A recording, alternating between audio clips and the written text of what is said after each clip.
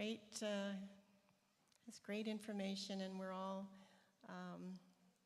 enjoying his presentations very much.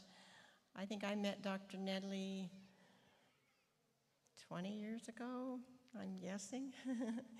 And I've, just really enjoyed running his programs and being able to share the great information.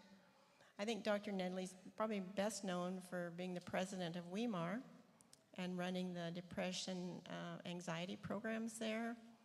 And it's just, I love watching the testimonies from that program and how people have really had their lives changed, and that's what's awesome. Okay, everybody's still kind of coming in, but I would like to, and I meant to do this yesterday, and I guess the microphone situation. I'd like to have a word of prayer before we start. Our dear loving Heavenly Father, we're just so grateful that we can meet and in freedom, and we want to invite you here and have every word that we hear be what you want us to know, and help us to put it to use in our lives, and help us as we help others. In Jesus' name, amen. So Dr. Nedley, the time is yours. We have till 3:30, and we have to be out right at 3:30, because then we're going to be going over to the building here, 7 and 8, for the training, depression recovery training. And I did get all the names of those who registered and paid later, so I have all that list. And so hopefully we can get everybody in there, and we've put out 50 chairs, so I'm thinking we're going to be good to go. So if you depending on when you end, and we have till 3:30, we can have question and answers if that's possible. So sure. All right, thanks so much. Yeah, thank you very much. Yeah, I know Erica made a call because we had less registered for that certified training, but I think there's over 50 now, between 50 and 60, and she had to call our office to send out 60 kits, so they're all getting them ready and so that they can be in your hands hopefully before the end of the training, but you'll still be able to get a full training. Well, this is kind of two presentations combined into one. And of course, in order to do that, we have to remove things from both of these other presentations, because the title of this message was about nutrition and mitochondria. And mitochondria has to do with the brain energy source. And this is something that's critically important for our brains to function healthfully and normally. As we talked about yesterday, psychiatric illness is on the rise, and it's on the rise not just a little bit, but exponentially. The CDC states that the nation has the highest rates of mental illness since it has been tracked in the United States, and Canada is mirroring that as well. So mental illness is on the rise. And yesterday we talked about healing, Christ's threefold ministry of healing and teaching. Sometimes we get the idea that the Adventist message, of course, it's often called the health message, that aspect of health. And of course, there is a good reason for the health message. But it's not just to keep us healthy, it's actually medical missionary work is the term that Ellen White used, and that means that we weren't just trying to have healthy people stay healthy. It was actually to try to help diseased people completely heal. And when we're speaking of disease and reaching our communities, I can think of no better disease to pick than mental illness, because it reaches all ages, all classes. It reaches men and women. It reaches a whole host of different groups, and it reaches the wealthy as much as it reaches the poor. And so when you see the statistics about this, you'll see that there's a large segment of your community that needs your help to put on a program, and hopefully you will get certified to put on a program in your community. So psychiatric illness, according to the Centers of Disease Control, the rates are going up in children, adolescents, and adults, but the highest rate increase is in what group of people? Those under the age of 30. So which mental illnesses are rising? So the interesting thing, you know, we center in, and of course the main program that if you come to the building 7 and 8 to get certified, that's going to be talking about depression and anxiety. But depression has doubled in the last decade, and so that is a significant increase in depression. ADHD has gone up tremendously. Attention deficit hyperactivity disorder is the norm now in elementary kids and adolescent kids. They can't seem to focus for more than a few minutes. Suicidality dramatically increasing. The last year that this was tracked in the United States, 1 out of 10 teenagers actually attempted to take their life. That was actually in 2019, before the pandemic. You can imagine what it's been since that time, because all rates of mental illness have gone up since the pandemic significantly. And out of those, about 1 out of 4 of them actually needed medical care. A lot of times, in fact, we had a young girl come to our program, and you know, she didn't even want to tell the professionals the way that she tried to end her life. She says, I was just trying it to see if it would work. And she didn't tell her parents about it. She didn't tell anybody about it. She at least told us about it. Of course, her parents recognized she had significant mental illness and sent her to the program. But even then, she didn't want to tell us exactly how she had done that. And this is what happens often in the teenage world. They're trying things to try to end their life, and if it doesn't work, then they just don't end it, but then of course they certainly need help. Anxiety rates have also doubled in less than 10 years. So depression rates going up, anxiety rates going up. Bipolar. Now, bipolar is considered to be more of a genetic type of, illness per se. But bipolar disorder has gone from 1% of the population in the 1970s to now 7% of the population is diagnosed with bipolar. If this is simply a genetic disease, that does not make sense. The bipolar people are not remarkably more reproductive than non-bipolar people. And so the only way you get that up is if there is, a selection where bipolar people are more healthier reproducers and are reproducing all the time if this is a genetic illness. And so, yes, genetics can have a role, but genetics is not the reason why bipolar has gone from 1% to 7%. Autism, 200% increase since 2000. Autism is also a disease of the mind. Schizophrenia.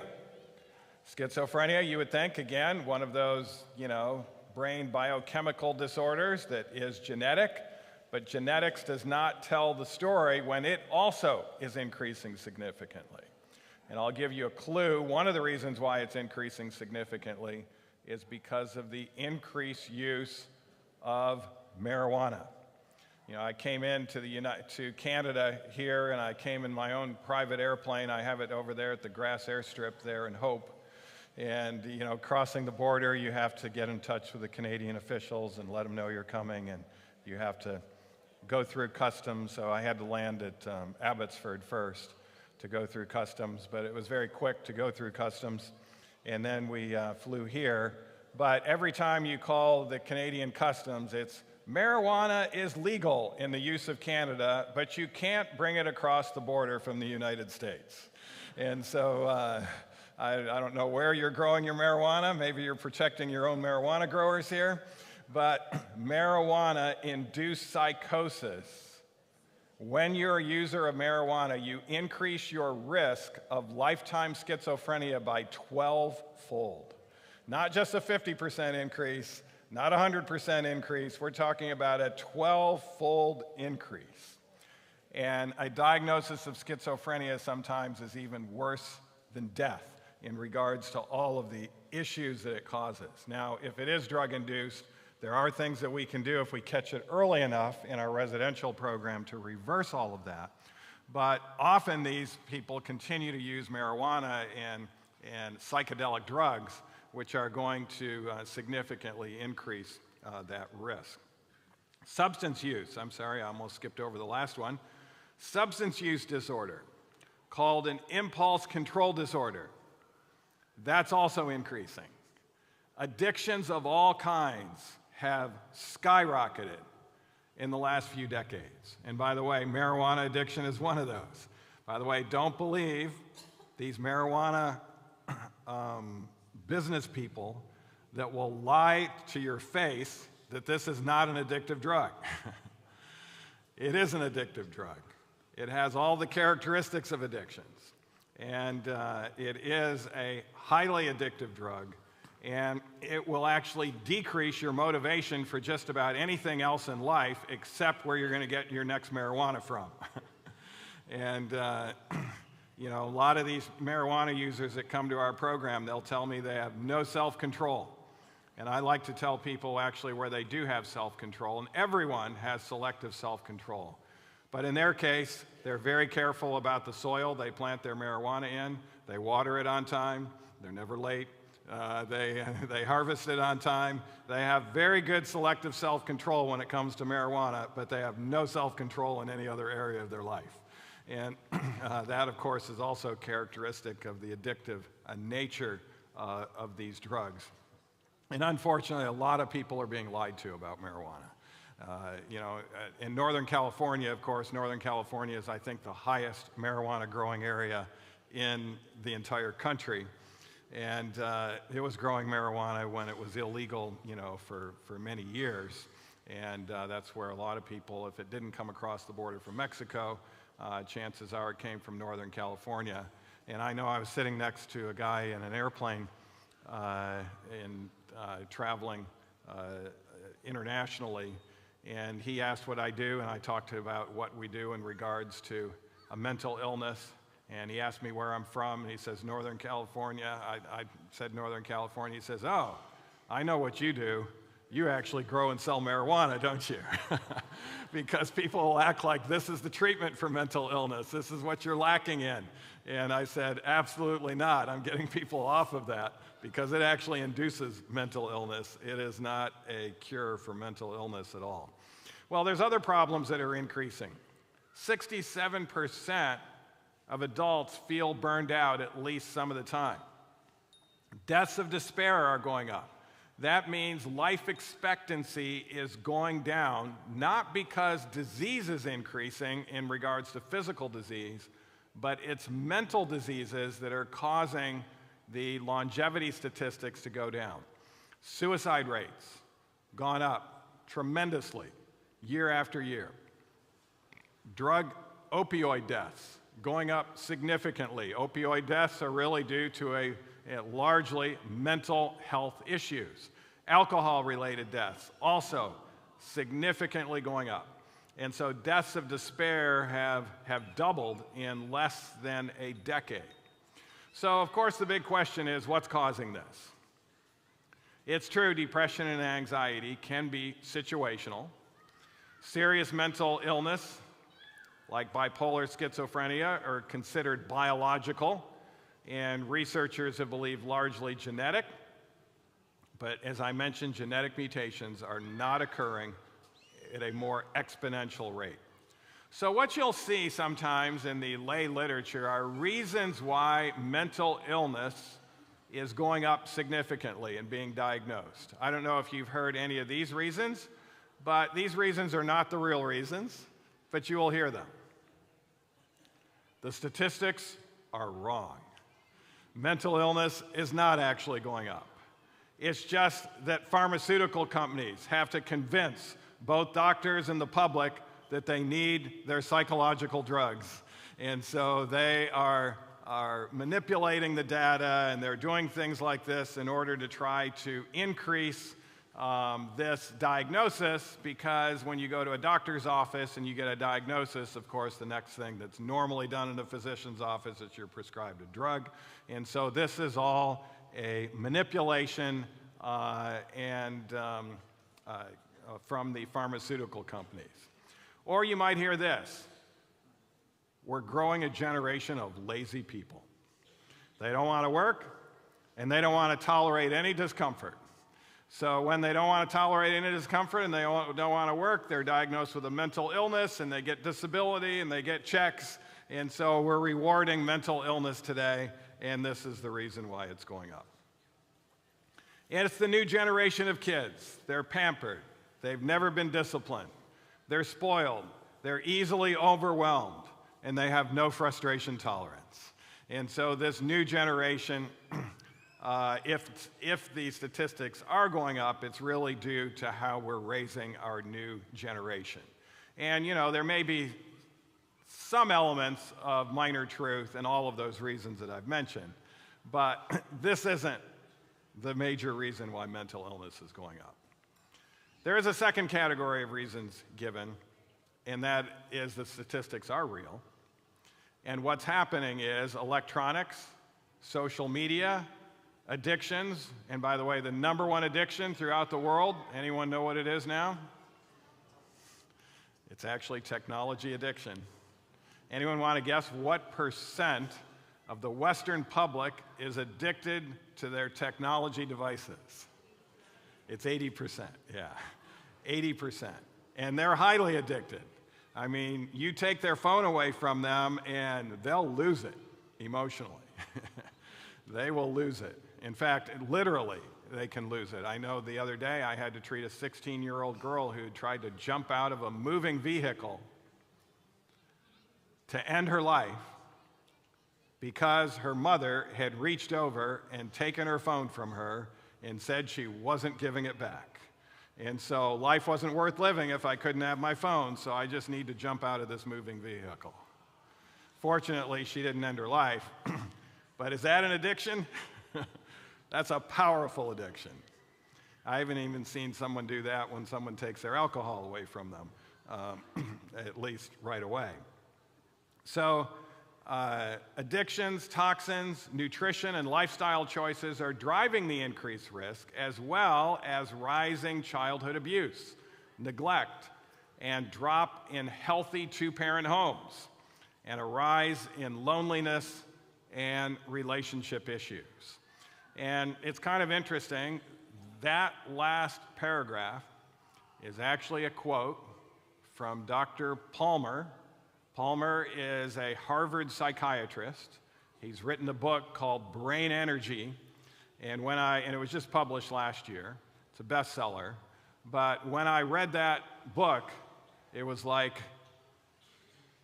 I told our staff, look up, see if he got certified by us in our depression and anxiety certification training, because he was talking a little bit different language, but he was talking very much the same thing in regards to what's affecting mental illness in regards to what we've been teaching for decades. So 21 million adults in the US experienced at least one episode of depression in 2020, and 66% of those received treatment. But did they get better and stay better?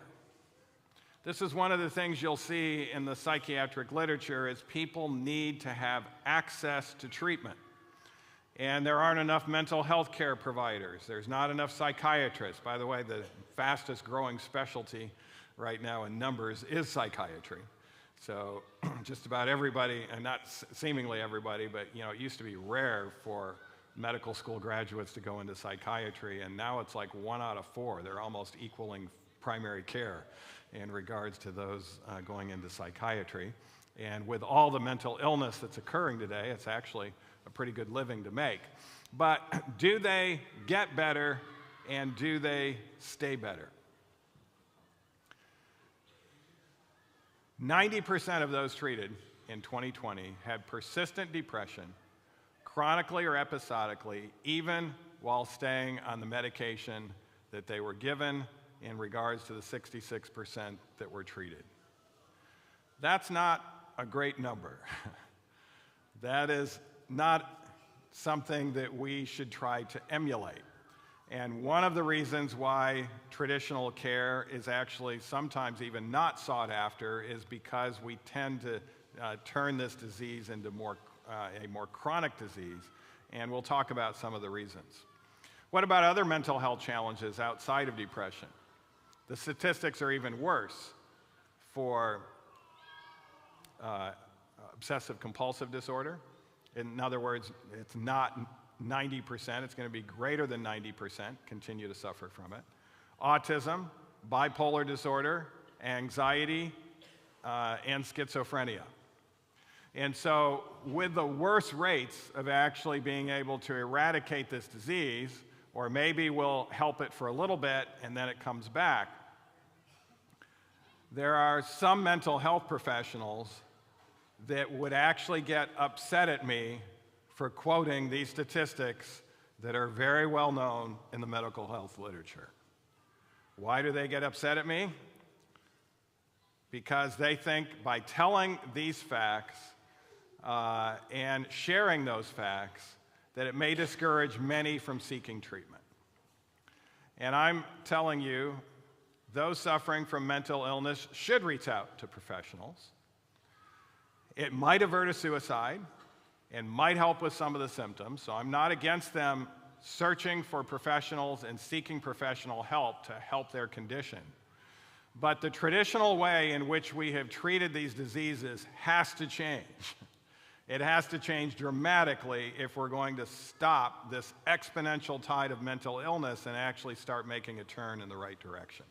And that's what Dr. Palmer wrote his book about in Brain Energy from Harvard, and that's what we have dedicated ourselves with recently in our professional career. Here's Dr. Tom Insel. He's the National Institute of Mental Health Director, but he recently retired as such. He left his post in 2017, and he said, "I spent 13 years at the National Institute of Mental Health really pushing on the neuroscience and genetics of mental disorders. And when I look back on that, I realize I succeeded to get a lot of really cool papers published at large costs, $20 billion, that the National Institute of Mental Health helped to get a lot of cool papers published. But notice what he said. I don't think we moved the needle in reducing suicide, reducing hospitalizations, improving recovery for the tens of millions of people who have mental illness." Quite an admission as he's retiring. $20 billion, but we haven't moved the needle. So psychiatric illnesses. In many ways, we should consider this, and this is, by the way, what Dr. Palmer talks about from Harvard. He talks about the difference between neurological disorders and psychiatric disorders. Neurological disorders have an objective finding that actually points out the disorder. It might be a finding on an MRI scan. It might be certain blood tests. So we can see the objective findings of this neurological disorder, and it follows objective clinical aspects. The psychiatrist, and Dr. Palmer is a psychiatrist, he's actually a top psychiatrist there at Harvard, this psychiatrist says psychiatric illnesses should not be called illnesses like a neurological illness. They should actually be called syndromes. Syndromes are not a primary illness, they're a constellation of symptoms. And if you look up the Diagnostic Statistical Manual, Volume 5, you will see how to diagnose all of these psychiatric disorders. It's the diagnostic Bible that every psychiatrist and psychologist uses. And it's all based on a constellation of symptoms. If they have these symptoms, then you diagnose them with that. But unfortunately, once we diagnose that, according to DSM, it doesn't give us any indication of the cause of the disease.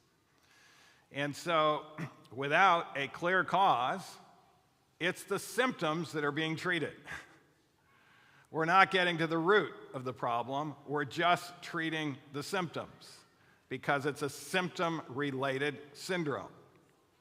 Psychiatric illnesses, or I should say psychiatric medications, TMS, ECT, are symptomatic treatments. They don't address the root cause of the illness. And notice, this is Dr. Chris Palmer. This isn't Dr. Neil Nedley. I've given this actually to a group of medical professionals and actually psychiatrists, and some of them got a little perturbed at me because I'm not a psychiatrist, and it seems like I'm externally criticizing their profession. So this is why I use psychiatrist words that are well respected to say this isn't Neil Nedley, this is Chris Palmer. Chris Palmer said psychiatric medications, TMS, ECT, are symptomatic treatments. They don't address the what? The root cause of the illness. And if we're going to make a big change in how these illnesses are treated and eradicated and get better than the 10% eradication rate that currently is there in traditional medicine, we're going to have to get to the root cause. So he says, right now, we're treating infections with Tylenol. If you have a septic condition and you have a bacteria going through your bloodstream, will Tylenol cure you? No. Is it going to make you feel better? It'll make you feel better short term. But if you don't take care of the underlying infection, or if your immune system does not take care of the underlying infection, you are going to get worse. Short-term gain, long-term problem. Again, that's Dr. Palmer's words. Right now, he says in psychiatry, we are treating infections with Tylenol. So neurological disease, you have at least one objective test or pathological finding that can be used in diagnosing the disorder. Psychiatric disorders have no objective test that can be useful to diagnose the condition.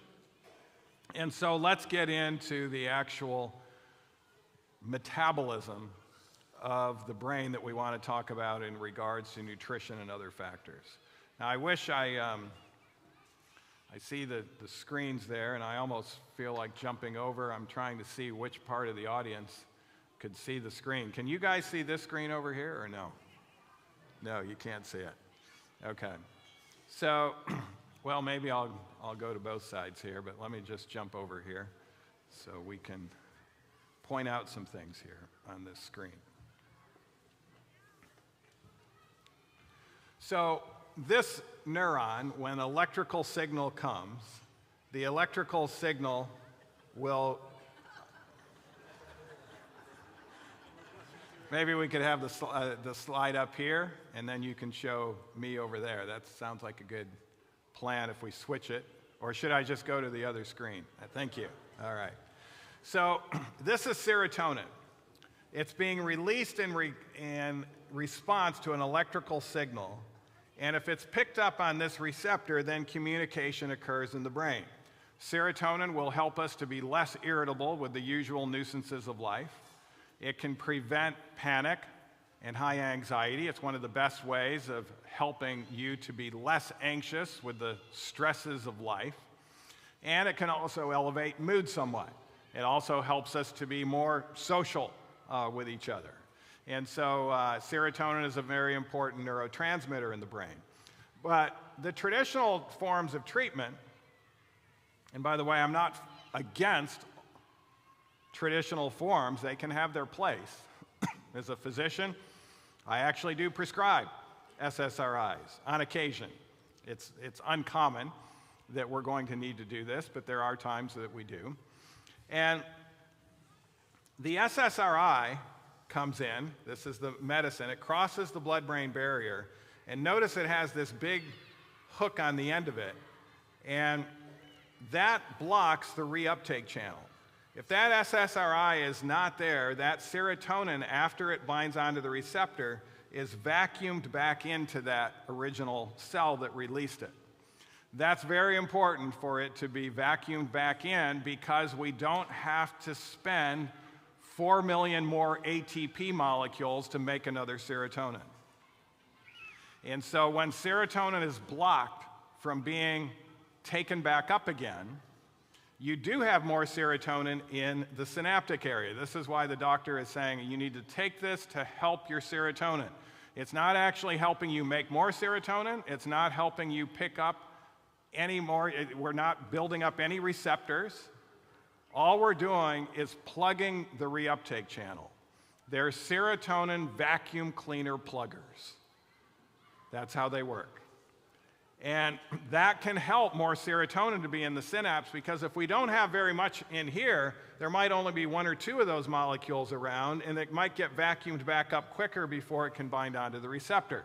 So as we block that reuptake channel, that serotonin has more chance to bind onto the receptor so that serotonin communication can occur.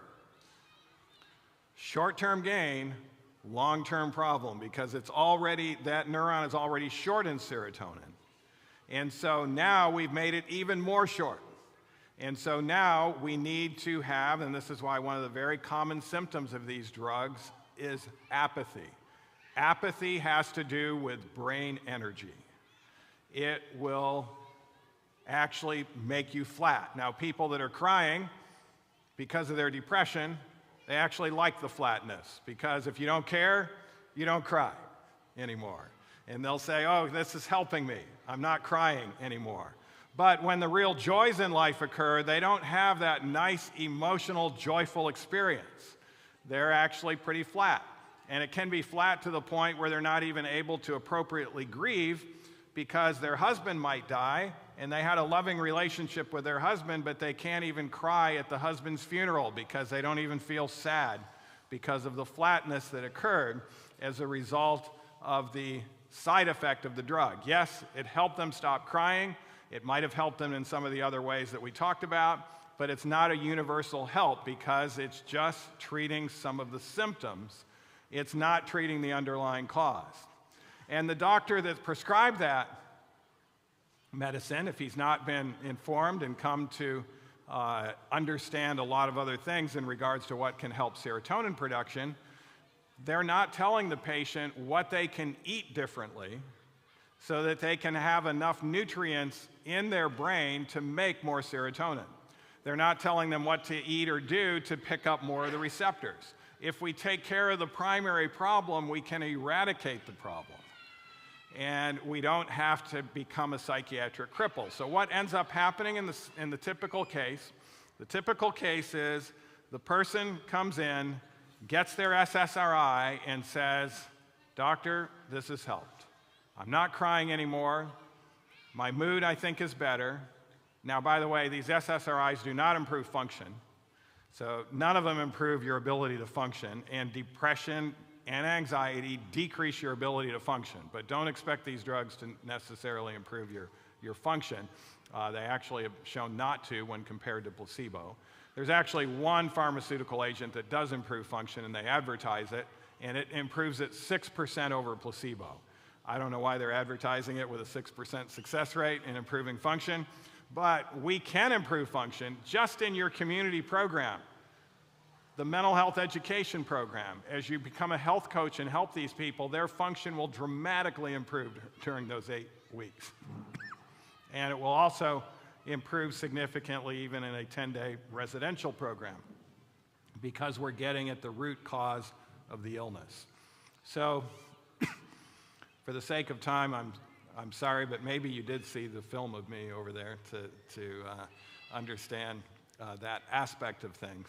But, you know, that's serotonin. How does the SNRI work? You know, by the way, what drugs are serotonin reuptake inhibitors? These are drugs like fluoxetine or Prozac, citalopram or Celexa, S-citalopram or Lexapro, sertraline, Zoloft, paroxetine, Paxil. And these are the more pure SSRIs. And then we have SNRIs, selective norepinephrine reuptake inhibitors. It's doing the same thing. It's just plugging the reuptake. It's a vacuum cleaner plugger of norepinephrine.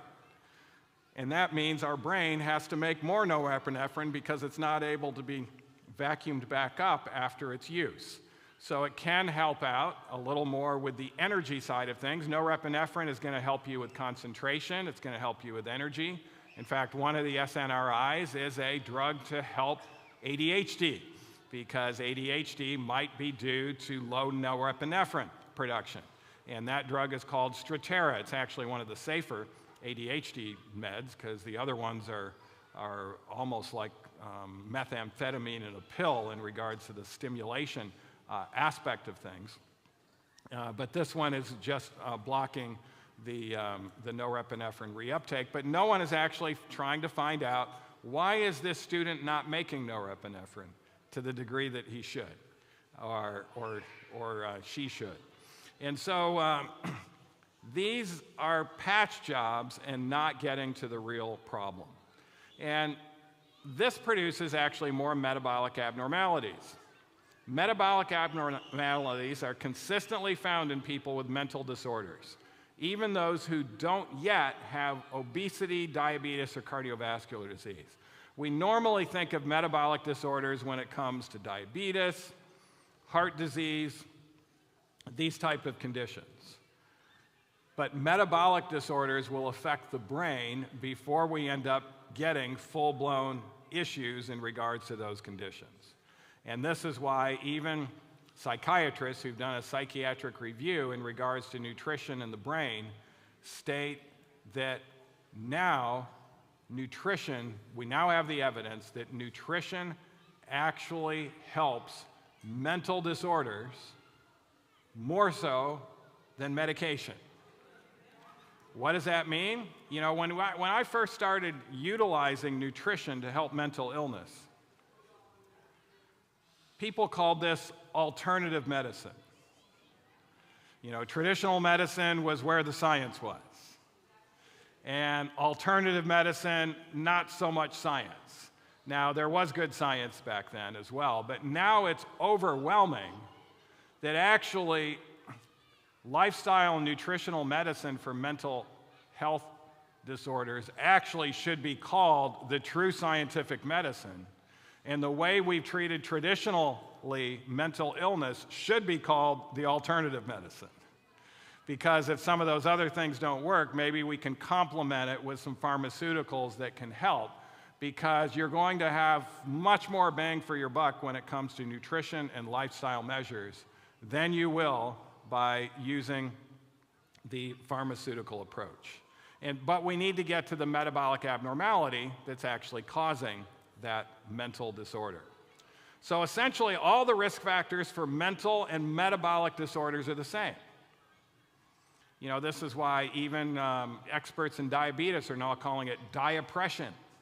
If you have diabetes, chances are you have much more likelihood of having depression, because it's the same metabolic disorder that's causing both conditions. And as we treat the diabetes, we'll see this even in New Start. We have a mental health program every month now at Weimar. We run our residential program every month.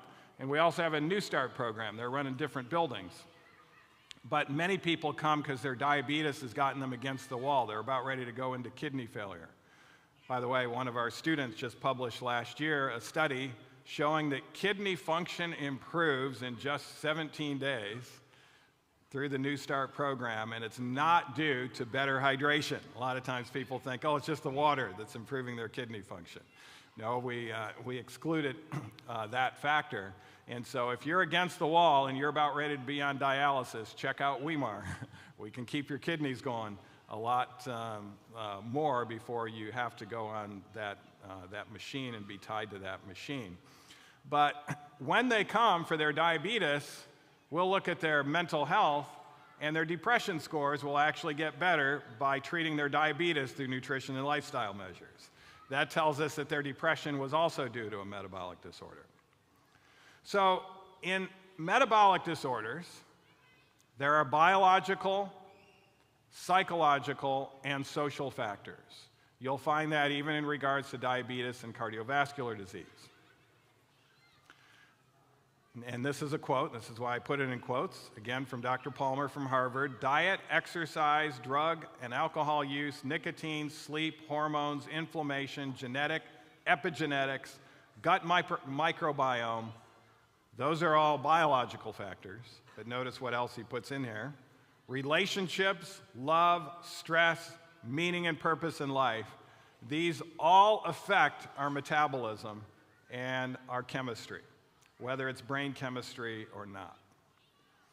So all the symptoms of mental disorders can be tied directly to metabolism, or more specifically, mitochondria, which are the master regulators of metabolism. What is the master regulator of metabolism? Mitochondria. And so we have to actually become experts on how these mitochondria work to get at the root of the mental health disorder.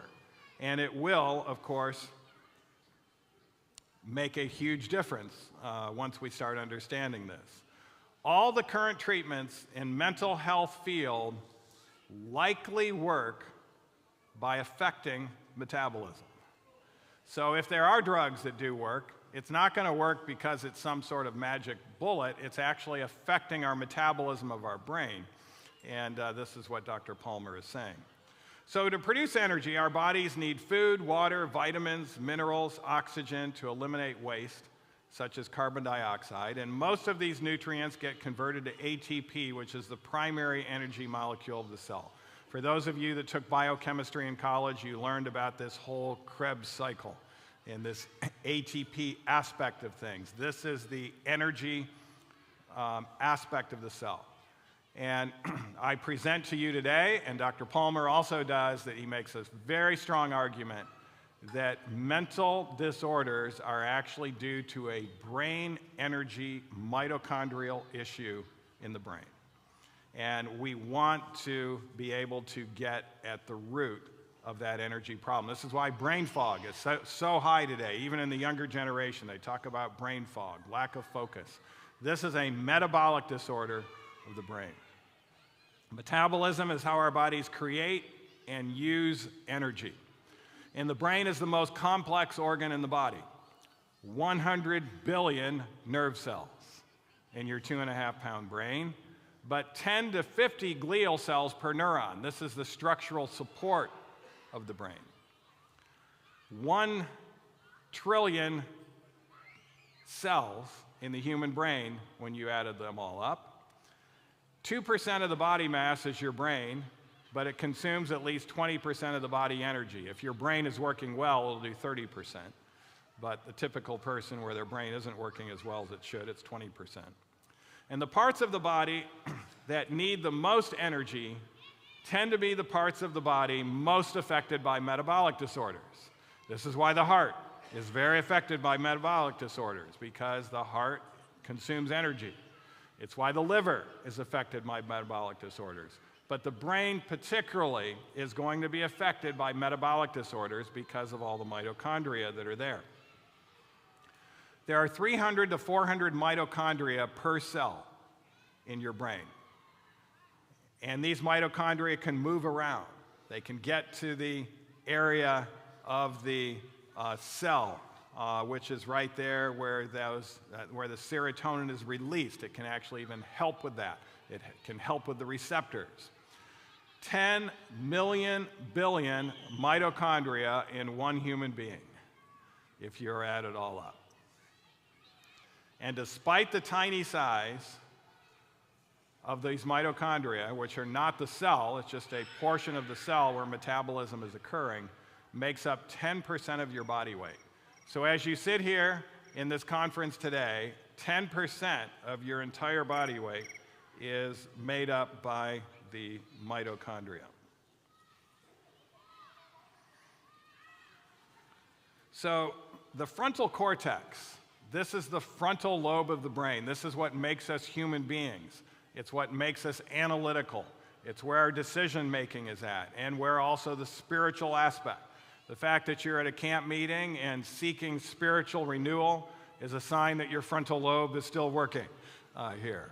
Those that you tried to come to this camp meeting and didn't want to come, likely they've got a serious frontal lobe problem, particularly if they could have come to this conference. So a frontal cortex neuron contains thousands of mitochondria. So one neuron in the frontal lobe, thousands instead of just 300 to 400 per cell. And 40% of the neuron volume is made up of mitochondria in the frontal lobe. This is a high energy producing cell in the frontal lobe. And have you heard of gray matter and white matter in the brain? Do you know what makes the gray matter gray? It's the mitochondrial density.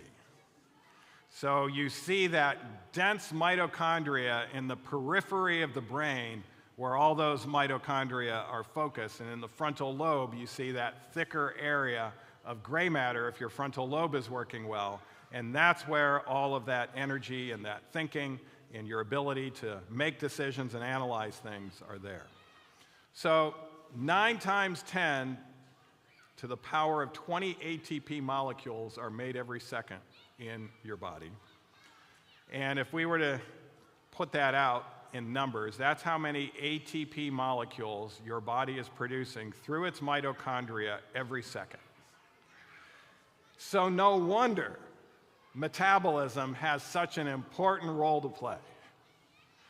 And when we neglect metabolism, which means that we're also neglecting nutrition and other things that affect metabolism, we are missing the primary issue involved in mental health disorders. So a single neuron in the human brain consumes 4.7 billion ATP molecules every second. That's huge.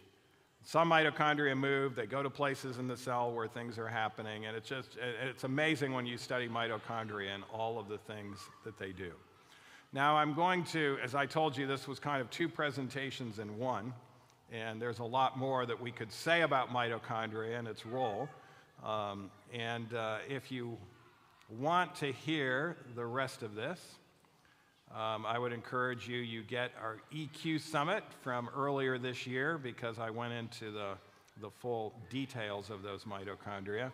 But I also told you that we were going to talk about nutrition, and nutrition has a very important role to play in regards to the mitochondria and also our ability to make these neurotransmitters.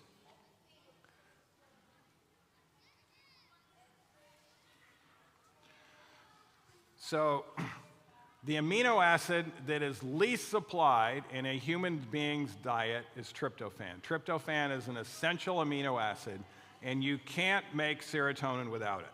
By the way, you might wonder, I'm also a GI doctor.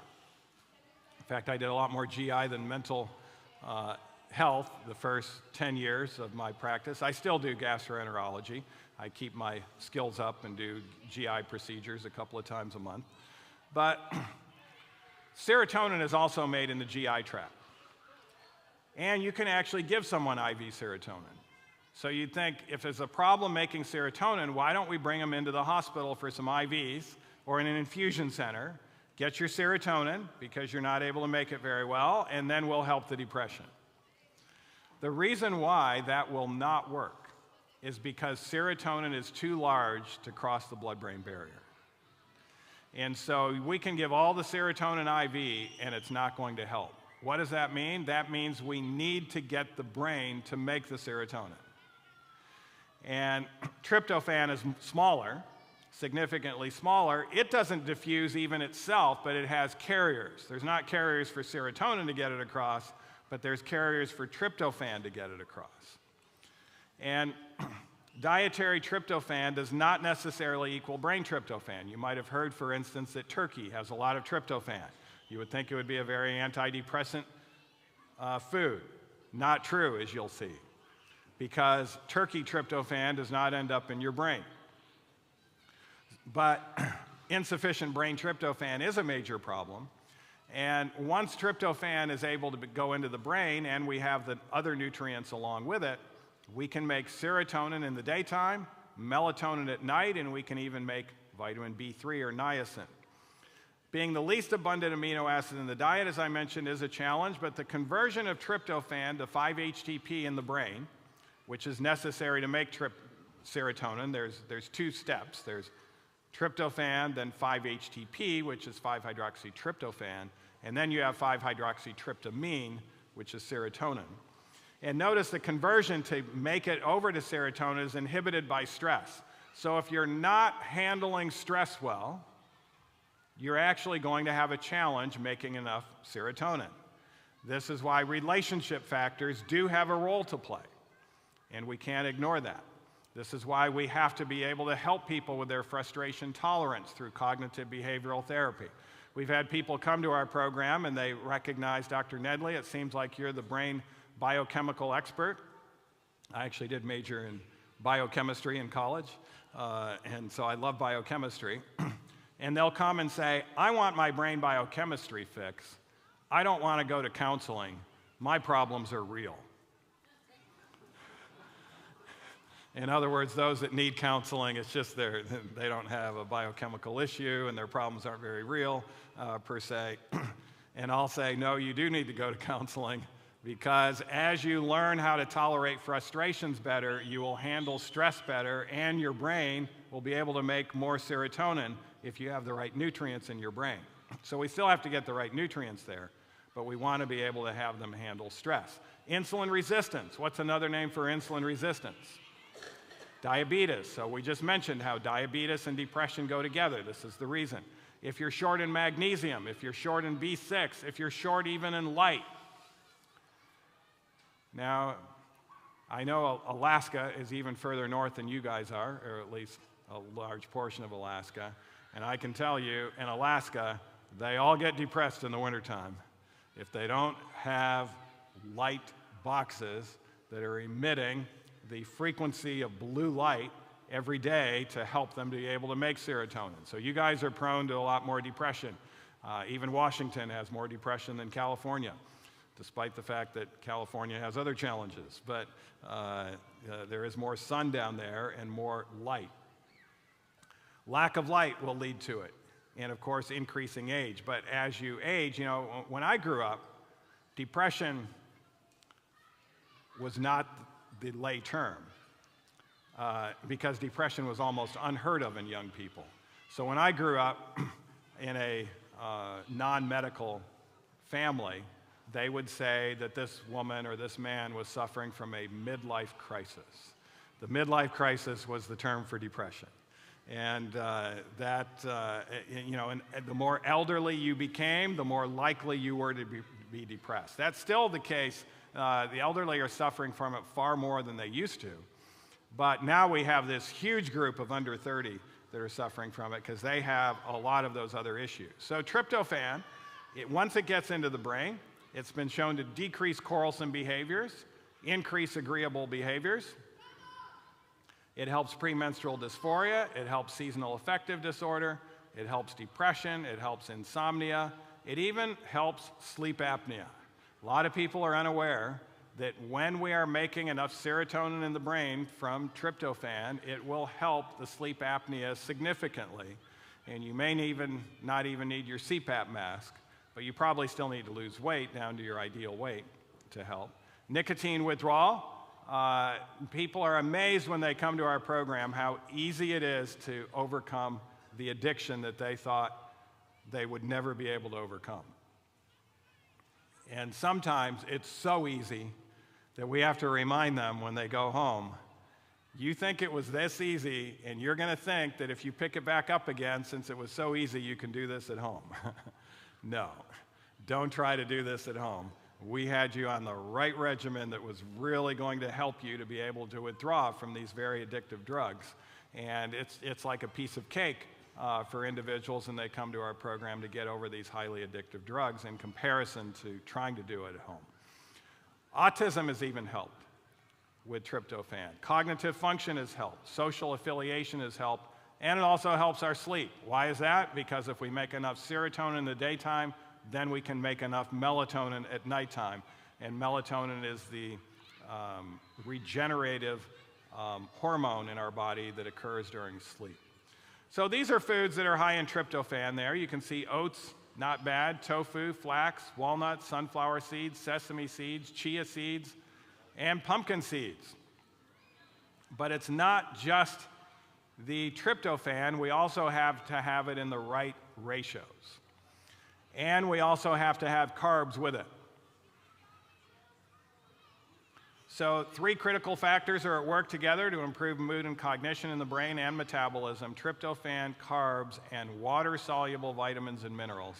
Those are like magnesium and the B vitamins like B12 and B6 that are necessary to be able to make this. Notice this. This is a quote from a prestigious peer-reviewed medical journal. Large neutral amino acids compete with tryptophan to cross the blood-brain barrier. Carbohydrates derived from whole foods tend to reduce the stress hormone cortisol. Carbohydrates induce muscles to uptake the large neutral amino acids, thus improving tryptophan access to the brain. Carbohydrates increase brain tryptophan absorption and therefore increase serotonin. This is why you don't want to be on this ketosis diet. One of the most popular diets for mental health is to get all your carbs out of the diet. Now, ketosis can help you in certain areas. If we had time, we would go into the significant benefits, and when we're in ketosis, we increase a brain fertilizer called BDNF. But you don't need to be on a low-carb or no-carb diet to get ketosis. You just go through a 17-hour fast every day. That means you eat breakfast and lunch, and you don't eat supper. And you will go into that ketosis, your body will switch over, and you'll be able to get a win-win with enough carbs to make the tryptophan and then enough ketosis to make the BDNF. A low-carb, high-protein diet reduces the amount of tryptophan in the brain. So a lot of people are thinking, I just need more protein. Protein powders, all this, to try to make these neurotransmitters. No, you're going to actually decrease the amount of tryptophan in the brain. And as this Dr. Simon Young said in the Journal of Psychiatric Neuroscience, tryptophan is transported in the brain by a transport system that is active toward all the large neutral amino acids, and tryptophan is the least abundant amino acid in protein. There's competition between the various amino acids for the transport system. So after the ingestion of a meal containing protein, the rise in the plasma level of the other large neutral amino acids prevent the rise in plasma tryptophan from increasing brain tryptophan. What does that mean? The idea common in popular culture that a high-protein food such as turkey will raise brain tryptophan and serotonin is what? Unfortunately, false. So what foods do have the better ratios? Notice here the ones at the bottom, not very good ratios, like beef, although tofu has a lot of tryptophan, its ratio is not as good. Now, by the way, chicken has a little better ratio than tofu, but which one of those foods would you get more tryptophan into the brain, chicken or tofu? The answer is tofu by far, because tofu has carbs, where chicken is going to be high in protein, high in fat, but virtually no carbs. But these other foods do have enough carbs, and they're even better ratios: brown rice, spinach, pumpkin seeds, quinoa, flax seeds, cauliflower, sweet potato, even grapes, but the highest is chia seeds. And if you come to a program like ours, the residential program, you'll see a lot of this at these meals as we're trying to fix the primary defect of why this individual was not making enough tryptophan in their brain. Another important amino acid is tyrosine. Those given tyrosine have significantly reduced headaches, stress, fatigue, and muscle aches and sleepiness compared to controls. Why? Tyrosine turns into dopamine and norepinephrine. And so if we're not making enough norepinephrine, we're going to have fatigue. We're going to be sleepier, and we're going to want to sleep all the time. Improvements were noted in mood and mental states, and cognitive tests, like math skills, even IQ things, in the tyrosine group. And happiness also went up. Tyrosine increased feelings of vigor and improved blood pressure. Now, this is interesting because if you give an SNRI to try to improve your norepinephrine, you might improve the mood, but you're going to raise the blood pressure. And you're going to raise it significantly. But when we actually deal with the primary defect, which was not enough tyrosine in the brain, then the mood goes up just as well as the SNRI, but the blood pressure does not go up. So when we treat the primary defect, we only get positive effects. We don't get the side effects. So what foods are high in tyrosine? It's a different group here, but notice pumpkin seeds are at the top of the list. Peanuts are a good source. Notice number 3, wheat germ. Whole wheat is a great source of tyrosine. And this whole idea that we need to avoid wheat in order to have better health is false. We do need to avoid refined wheat, because that takes out the wheat germ. And that takes out the nutrients. And it's almost like eating just pure sugar when you're eating refined wheat. But when you're eating the whole wheat with the germ, it's actually been shown across the board to help your metabolism. It prevents cardiovascular disease, it prevents cancer, and it also helps with mental illness. Now, if you have celiac disease and you can't take wheat, fortunately, there's other ways you can get tyrosine. But I think in many instances, in fact, a lot of these people on gluten-free diets, their glycemic index is much worse by avoiding the whole wheat. And so their metabolism suffers. Even oats and sunflower seeds are good here, as well as almonds. And then notice edamame shows up.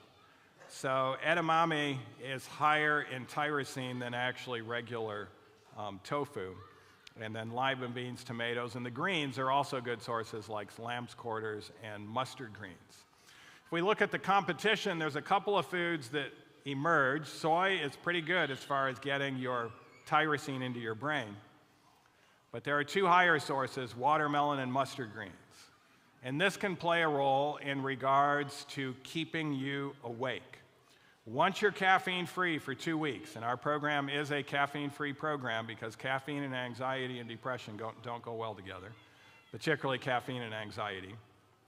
So we're taking them off their caffeine, and as this one trucker said to me, Dr. Nedley, I have high anxiety, my anxiety is better, I'm off of my caffeine, but I'm a trucker, and sometimes I get a call from my boss at 5 o'clock in the evening saying they just busted this big piece of equipment for drilling this oil well in New Mexico. And you need to load up your truck with that big piece and deliver it to that oil well the next morning. Why? They have 100 people working on that, and they're all going to get paid for doing nothing. So it's a whole lot cheaper to pay a trucker to ship this thing all night. And he said, how am I going to stay up at night? I said, once you're caffeine-free for 2 weeks, I'll give you a choice, watermelon or mustard greens. What do you think he chose? He chose watermelon, and he says it works like a charm. He says he likes it much better than caffeine because caffeine wired him. The watermelon keeps him awake and just keeps him happy and keeps him going, and he doesn't fall asleep at all or he doesn't get tired. But that's a warning. Once you're caffeine-free, don't eat your watermelon at night. You're going to want to stay up at night because of all that tyrosine getting into your brain and making more of that norepinephrine. So the ironic conclusion, don't chow down on high-protein sources to boost either tyrosine or tryptophan. Lower protein diets actually lead to more amino acids in the brain, be it tyrosine or tryptophan. This is why we don't want to have high protein to treat these mental health conditions. Emphasize carbohydrate-rich plant sources of nutrition. Now, I want to be able to make it through. Well, I think I can do this. Cholesterol. A lot of people are unaware of the issues of high cholesterol. Studies show that half of the people that take a pharmaceutical drug for their depression don't respond virtually at all to it. They get the side effects, but they're not getting any positive effects. And one of the reasons can be their high cholesterol. High cholesterol will produce treatment-resistant depression. And this is why we measure all of the lipids in people that come to our program. Patients with major depression also have significantly higher cholesterol levels than healthy adults. Depressed patients with elevated cholesterol have a poorer prognosis for treatment response. They don't respond to medicines as well. But lowering cholesterol improves depression and mood as well as lowers impulsivity. By the way, another side effect of the SSRIs and SNRIs, they worsen impulsivity before they improve their depression. What does that mean? They all have big black box warnings on them. What do those black box warnings say for these antidepressants? It will increase your risk of what? Suicide. What? We're giving someone an antidepressant and it's going to increase their risk of suicide? Yes, it will. Because it's going to worsen their impulsivity before it improves their depression, and suicide is often an impulsive act. Many suicides occur the first month that someone is put on these antidepressants, even the first week or two. So this is why when someone is thinking of ending their life, we want to see them virtually every day after they're on an SSRI medicine, if we're going to put them on it while they're thinking of ending their life, or thinking that might be a good thing, because it could tie them over the edge into that impulsive decision. But notice when we lower the cholesterol, it will improve the depression and the mood, as well as do what? Lower the impulsivity. This means suicide rates will go down significantly, and suicidal thoughts will go down significantly. Do you kind of get an idea why nutrition beats pharmaceuticals when it comes to these disorders? So let's take a look at cholesterol in foods. Fruits, grains, nuts, and vegetables. How much cholesterol? 0. 2% milk has 18 milligrams, whole milk 33 milligrams. Egg white is the only animal product exception rule, no cholesterol. Mayonnaise and ice cream have some. Butter, 31 milligrams per tablespoon, but notice the egg yolk, 213 milligrams of cholesterol. I'm sure those eggs in the cafeteria come from healthy chickens here, but I would recommend, if you take one of those eggs, just eat the white and throw away the yolk. Keep your cholesterol down. Tuna, clams, crab. A lot of people think tuna and seafood is the answer to their cholesterol problem. But tuna is not a plant-based item. It is an animal-based item. It has a liver and it has cholesterol. Notice chicken breast without the skin, 73 milligrams. A lot of people think if they scrape the skin and the fat off their chicken, they have cholesterol-free chicken. But it's 73 milligrams. Pork, 76. Beef, 80. And if you don't take the fat and the skin off your chicken, which most don't, 82 milligrams of cholesterol. Oyster has also a lot of cholesterol. Shrimp even more. And then when you get to the organ meats, kidney, liver, caviar, and beef brains. By the way, notice beef brains. If you see anyone feasting on beef brains, you have to wonder about their intentions. Are they trying to have a heart attack that night? Now, Dr. Taylor also told us that not all cholesterol was the same. If you want to look at your risk of atherosclerosis, we can tell you whether you have blockages in your arteries with 96% certainty just by checking your oxidized LDL cholesterol. Oxidized cholesterol is toxic to the cells, and it will build up atherosclerosis quicker, and it's also toxic to the brain. It'll produce more of these small vessel changes in the brain, which the neurologists will tell you is just due to aging. No, you shouldn't have those little punctate lesions in your MRI. That's actually due to the cholesterol factors and what's going on, and why most people think their brain has got to get worse when they age.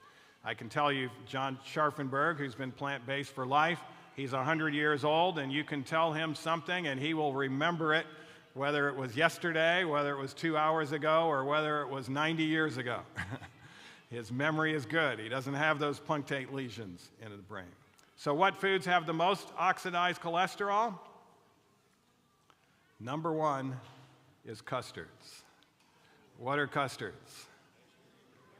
Milk, eggs, and sugar. When you mix cholesterol up in a sugar environment, you heavily oxidize it. And this is also one of the reasons why I think, I was just in Israel a couple of years ago, and the Jewish people are very specific about not eating meat and milk together. Milk has that sugar aspect of things, and that can protect them some as well. Pancake mix was the second most damaging. What is pancake mix made out of? Flour, sugar, eggs. When you mix eggs up and powder it up into this pancake mix with sugar around, you're going to heavily oxidize it. And third most damaging was Parmesan cheese. You're oxidizing it up as you put it into those little slivers, and it was tied with lard as being the third most damaging. And so we need to be able to enjoy these things without this. This is why Erica came out with her book, one of the reasons, called Brighten Up Breakfast. Breakfast is the best meal of the day for mental health. And she has 4 pancake recipes with no oxidized cholesterol. And also you can even eat ice cream that has no oxidized cholesterol in it, although you can't call it ice cream. In fact, one of our former board members came out with an ice cream that got taste tested better than ice cream on the street. And he called it, it was actually from an oat mix. Oats are very creamy. You don't have to put the sugar in it to sweeten it up as much as you do milk and all of that. And so he called it, we can't say it's ice cream. Dietary vitamin C is associated with less depression symptoms in the general population. Adequate intake of vitamin C has been found to improve attention, work productivity, work engagement, and vitality. And this gets to the power of whole plant foods. Eating plant foods in their whole form provide great nutritional benefits. Plant foods exceed that of their component parts. 1 cup of cooked kale has 50 milligrams of vitamin C, 13 units of vitamin E. If it's cooked, we have a little more vitamin C and E available than in the raw state, but it's still healthy raw. The antioxidant potential, though, of that 1 cup of kale is equal to 800 milligrams of vitamin C and 1,100 units of vitamin E. This is why we don't feed people vitamin C pills and vitamin E pills when they come to our program. We're feeding them foods like this that are going to be far more effective. So the benefits of antioxidants, they reduce the breakdown of neurotransmitters. If we have enough antioxidants, we're not going to be degrading those neurotransmitters as much. It's been shown to improve serotonin and dopamine concentrations in the brain. And isoflavones are especially good for the mental health of women in menopause, and antioxidant trials have produced improved depression and anxiety scores and quality of life. So the Human Nutrition Laboratory in Baltimore, Maryland, told us the top 10 antioxidant vegetables that are used in America. Number 10 was eggplant. Number 9, corn. Number 8, onion. Number 7, red bell pepper.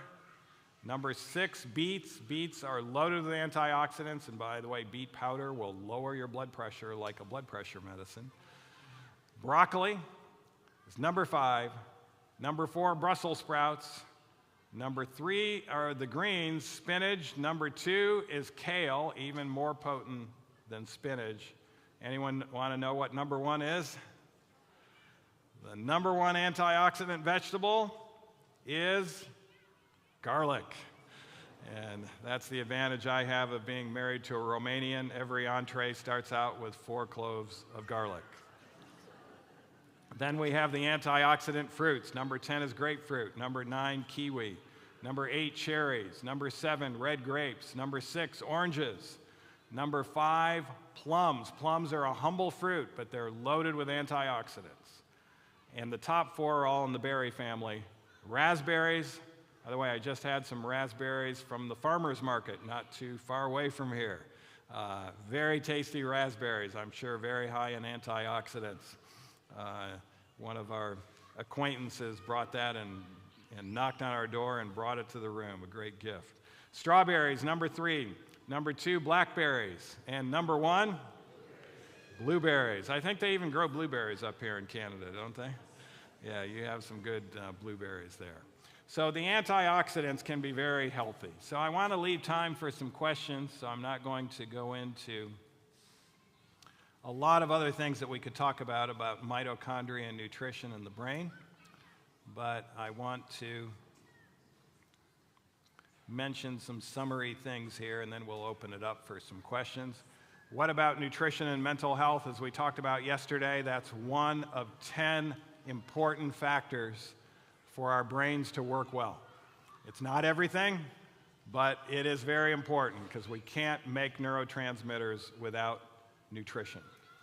Notice this is a review article on nutrition and mental health published by one of the top 10 peer-reviewed journals in medicine. And it says, now is the time for the recognition of the importance of nutrition and nutrient what? Supplementation in what field? Psychiatry. It goes on to say this, nutritional medicine should now be considered as a what? Mainstream element of psychiatric practice. So if your mental health provider is not talking about nutrition, he is not mainstream. She is not mainstream. They are behind the times. They're practicing alternative medicine. They're not practicing the pure scientific medicine. And yes, there can be a role for traditional alternative medicine, but this, along with other nutrition and lifestyle factors and cognitive behavioral therapy, are the real mainstream elements of psychiatric practice. So I'll open it up for some questions. I see a couple of microphones that are ready to go around, and yes. Well, something that I think and have been told really affects the frontal lobe is cocaine. One of my children was a high and low of cocaine, but I was informed that it really affects that frontal lobe. And there's no guilt for anything that is taken or done wrong. That frontal lobe is highly damaged. Yes, absolutely. So the question or the comment is about cocaine and its adverse effect on the frontal lobe. Did you have your hand? Any recreational drug, whether it's marijuana, whether it's cocaine, whether it's meth, whether it's alcohol, all of these have a signature in one way, shape, or form of significantly suppressing the frontal lobe of the brain. And this is something that we need to understand. And of course, these drug usages in regards to that is going up. And then also I should mention two others that are very commonly used, but they're common in a pill that you might have gotten from your doctor: opioids and benzos. Also, powerful frontal lobe suppressants. They're going to cause issues if we're not able to get off of them. And by the way, we get people off of those drugs as well. I talked about benzos yesterday, but we've had some of the highest doses of opioids come to our program that are addicted to opioids. They will get off, and their pain will actually be better off of them than on them once we treat the root cause of their mental illness and why they were self-medicating. Yes, question. Which one? This one first? Yes. Okay. I have a child who has been diagnosed with like high-functioning autism and ADHD. Very smart child, but so he's on a prescription. When he's not on it, he's very disruptive to the whole household. So I'm just kind of interested, any insight. We've tried times to reduce or eliminate or try without, and we definitely notice the difference. Just wondering if you have any advice. Yeah, so one of the just overarching comments I would like to make is our goal is to eradicate mental illness however we can eradicate it. And some people might get the idea that I'm against medicine in all of its forms or things like that. No, in the cases of particularly depression and anxiety, they can eradicate depression and anxiety 90% of the time, and they won't need medicine. But about 10% are going to need medicine. And in regards to, I imagine he's being medicated not for the autism, but for the ADHD, because there isn't really medicine for autism. But in regards to the ADHD side of things, ADHD is also a secondary disease. We tend to, call it like a primary brain illness. It is due to something else. And obviously those medicines are helping them. You notice a big difference when they're taking them. But I like to look at ADHD the same way I look at depression and anxiety. What hits are going on that are affecting it? Now, the autism could be one of those, but that's just one hit. There's probably 2 or 3 others that are piling up to make this ADHD come forward. And I can't tell you what it would be in your son. without doing an exhaustive workup. But many times ADHD can be treated without without the ADHD medicines, which is of course preferable because the medicines will work for a while, but eventually the chickens come home to roost and those neurons will be burnt out, and then the medicines are not working, and then they get off the medicines and it's even worse, and it's like, what have we done to our neurons? So it's a little bit like, the cocaine factor that she mentioned earlier in regards to these. So they can work for a few years, but and sometimes even longer than that, but we still want to get to the root issue. Yes, question here. Vegan margarine versus butter. Okay. Butter has cholesterol, and it's very high in saturated fat. So saturated fat increases your liver's production of cholesterol. I didn't do a whole cholesterol talk here today because I would have talked about saturated fat and polyunsaturated fat. The more solid the fat, the more saturated it is, and it adds to our LDL cholesterol by churning out more cholesterol in the liver. So vegan butter, it's not across the board. Some vegan butters have favorable polyunsaturated to saturated ratios. You want to look for a P/S ratio greater than 2 to lower your cholesterol. So vegan butter can lower the cholesterol, but most vegan butters are made out of coconut oil, and coconut is highly saturated, and it will increase your liver's production of cholesterol. It's not going to have any oxidized cholesterol in it, so you don't have to worry about that, but it can have a very similar effect in raising the total cholesterol and the LDL if it came from coconut or palm oil, and those are two ingredients that are commonly used in a lot of cheap vegan butters. So watch out for those ingredients because it's going to be saturated and cause some issues. All right, we have a point this direction. I don't see who has the microphone. Oh, there, I see it. Yes. Hi, thanks. I have very high cholesterol. I had hoped to change my diet to reduce it, but that hasn't happened yet. And my doctor is going to put me on whatever statins or non-statin, whatever the medicine is, next week.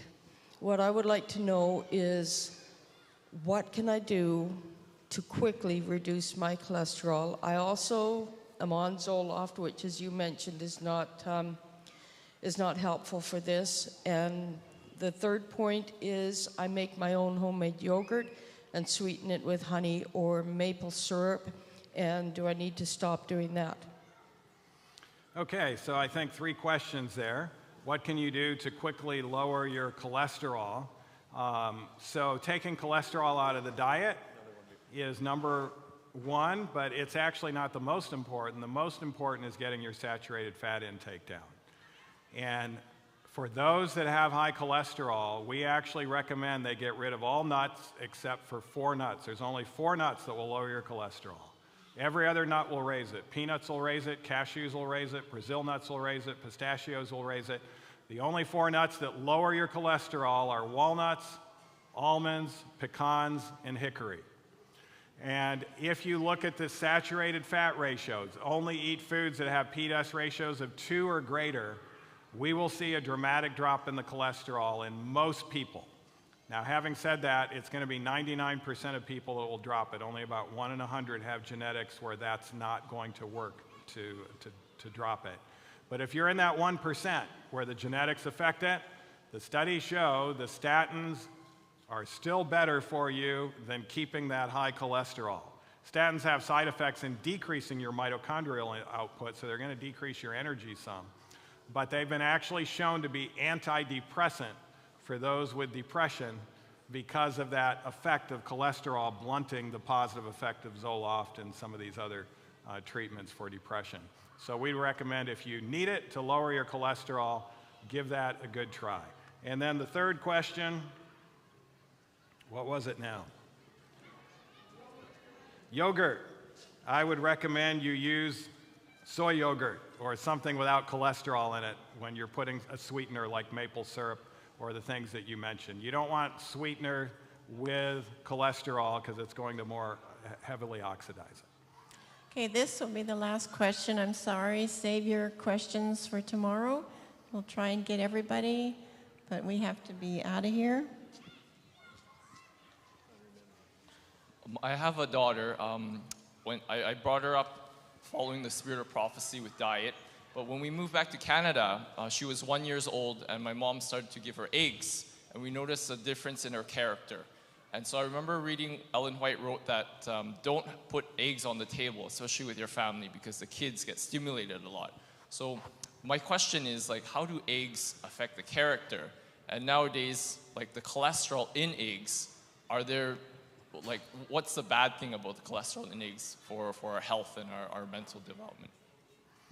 Okay, so as mentioned, eggs are loaded with cholesterol. They're one of the highest cholesterol sources you can find. Not as bad as beef brains. So if you have a choice of one or the other, go for the eggs, or organ meats. But eggs not only have cholesterol, but the egg yolk has arachidonic acid. Arachidonic acid is a pro-inflammatory acid that's present in meat, fish, and egg yolks. It's not in dairy, and it's not in the egg white. But arachidonic acid is pouring fuel on the fire if there's a source of inflammation. In fact, all of these drugs to help inflammation, they're blocking the arachidonic acid pathway. No reason to block the arachidonic acid pathway if we're not eating arachidonic acid. This is why many people with inflammatory conditions get better coming to the New Start program, just getting off that arachidonic acid. Arachidonic acid also does something to the brain. It decreases your synthesis and storage of acetylcholine. Acetylcholine is a very important neurotransmitter in the brain for us to have effective and stable cognition. And so that's maybe what you were noticing in regards to that particular effect. Well, I hope this session has been helpful, and look forward to seeing you tomorrow. And also, if you're wanting to learn more, we have a lot more at our buildings 7 and 8 if you're able to get certified, which I would encourage you to do. Thank you very much. Thank you, Dr. Nedley. Can I just have the attention of those who registered for the Depression Anxiety Program? This is perfect. We walk by the bathroom, we have our bathroom break, and we keep walking to buildings 7 and 8. And those who registered before July 11, I want you to come to the front of the line, and we will check you in because you purchased before the deadline. And your books and supplies are here. And then from then, we just will call people in. And so we just want everybody to make sure they get, especially those that ordered early, we want to make sure that you get your order. So I'll meet you over at building 7 and 8 in 10 minutes.